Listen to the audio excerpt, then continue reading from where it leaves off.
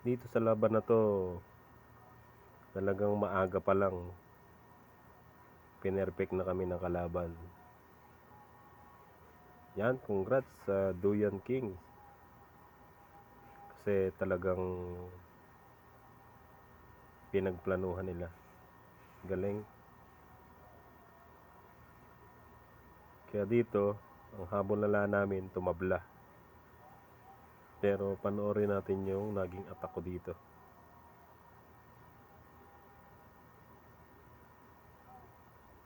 Dito nga ay milipat na ako ng account.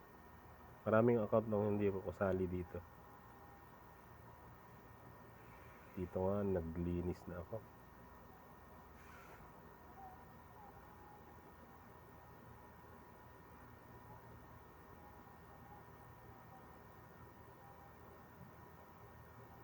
Yan, gamit ko Yeti at Wits Bowler. Yeti Wits lang pala.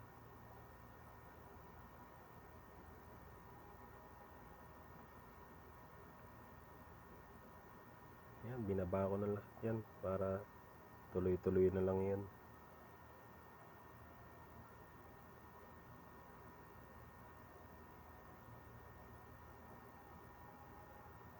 Yan, susuportahan ko lang na ng spell yan. Yung mga troops, hero, kung kailang ability natin.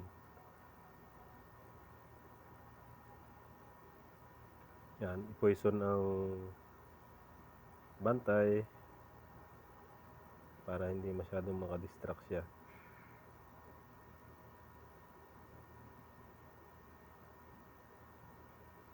Dito sa pagkakataon ito, humahabol na kami sa score. Pero naka-attack na ako ng 1 and 2 ko. Talagang di kinaya. Kasi palpak yung aking ginamit na troops. Pero okay lang. Ito naman ay libangan lang. Ganun talaga. Hindi naman kasama ang katawan. Sabi nga ng kasama ko dito, naglilibang lang tayo, Lods. Tama siya. Libang-libang lang. Win or loss, laro pa rin tayo. Yan naman tayo eh. Sanay tayong matalo.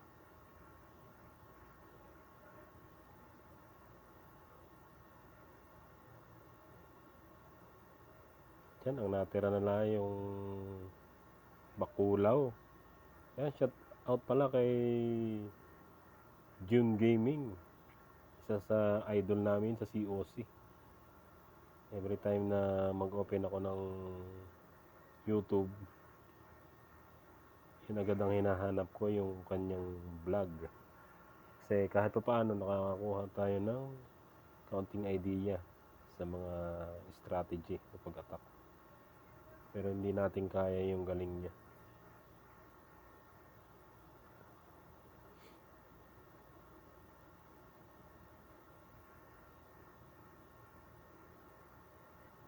Tibay oh. Ang tatag ng Bakulaw kanina pa. Yan, halos hindi na naubos yung spell kasi wala naman depensa. Dito tinira ko na rin yung number 10. Gamit ko yung account ko na isa. Kung mapapansin nyo doon sa taas, yung 1 and 2 butas talaga kasi palpak yung naging attack ko doon. I-replay ko na lang.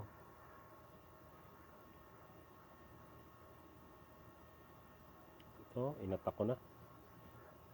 Yan, nakahanda na yung troops. Ang gamit ko. Alam ko parehas lang to. Na-attack.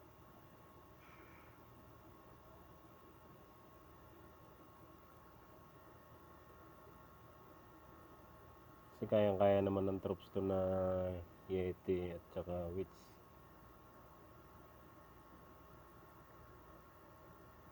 Kaso yung mga hero ko dito, hindi pa ganun siya max. Pero okay lang, nakaka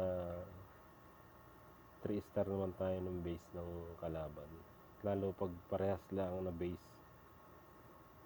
kayang-kaya nating 3 star yan. Ito kasi yung nakasanayan ko na attack. Itong Yeti at saka Witch. Dati nga yan bowler pa eh, kaso tinanggal ko na yung bowler. Nalagay na lang ako ng headhunter tsaka ice golem pan-distract sa mga depensa na medyo matitigas.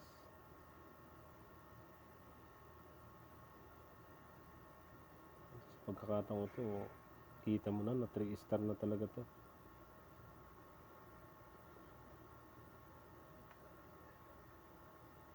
Buhay pa ang king, buhay pa ang queen, buhay pa ang warden, ang dami pang spell.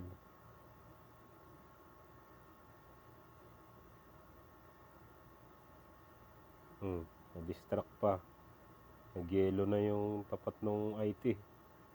Yun, wasak na. Lumabas pa yung mga kuwan. Ano yun, sa snake ano yun.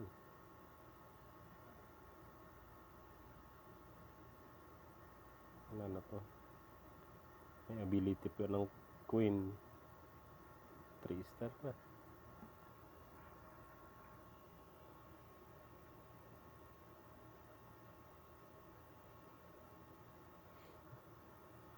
Yan, nakikita nyo, yung 2 butas taas. Yan naging problema namin. Naging problema ko pala.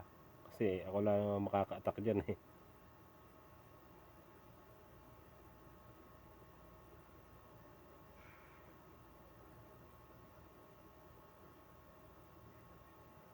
Ito yung naging attack ko sa number 1.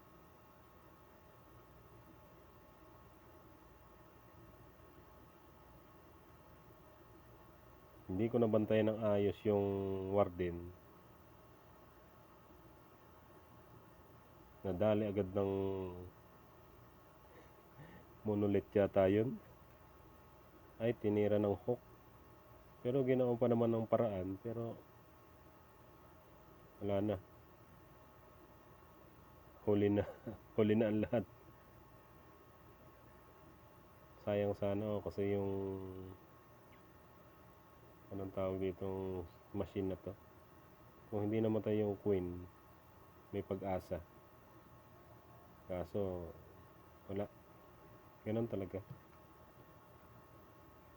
Tapos inattack ko pa yata ng number 2 ko to, yung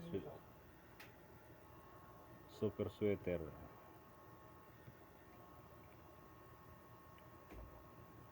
Attack ng number 2 nila to sa number 1 ko. Yan, panoorin natin. Galing nila umatak. Ginamitan ng dragon, balloon at dragon rider. Yan. Tapos ang laman ng sisi nila super yeti, saka yeti yata yan. Kaya pagdating sa loob, sigurado tapat na tapat, wasak ang kwan, ang gitna. Kaya yan, no, anong nangyari. TH15 versus TH16, max pa yung depensa ko dyan.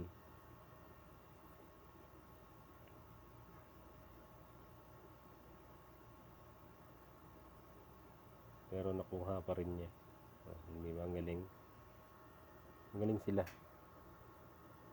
Yan.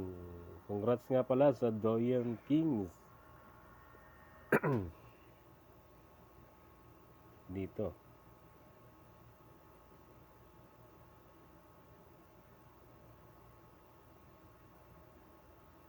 Pagsilip ko, yung score namin ay ito na. Ang result 43-45 at ang nanalo nga ay ang Doyen Kings. Yan, congrats ulit mga